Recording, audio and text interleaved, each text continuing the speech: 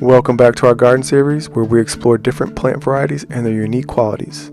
Today we're going to be talking about the MILTONIOPSIS Morris Chestnut H171. Morris Chestnut created this hybrid cultivar by crossing two MILTONIOPSIS species. The resulting plant inherited the best traits from both species, producing stunning blooms that are highly sought after by orchid enthusiasts.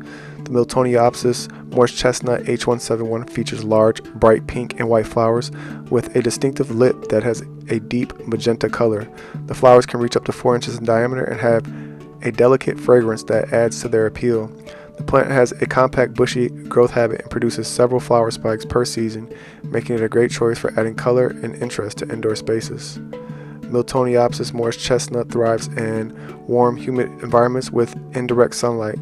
They prefer well-draining soil and should be watered frequently to keep the soil moist, but not waterlogged. These orchids are sensitive to cold temperatures and should be kept in a warm environment, ideally between 60 and 80 degrees Fahrenheit.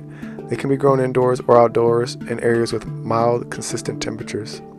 Morris chestnut can be grown alongside other orchids and tropical plants such as ferns and bromeliads.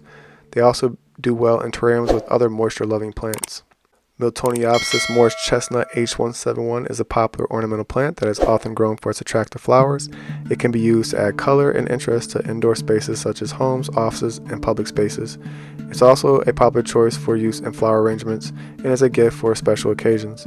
Additionally, it is a great plant for orchid enthusiasts who enjoy the challenge of growing and caring for these beautiful plants. That's it for today's episode. Don't forget to like and subscribe to our channel for more gardening tips and information. Thanks for watching.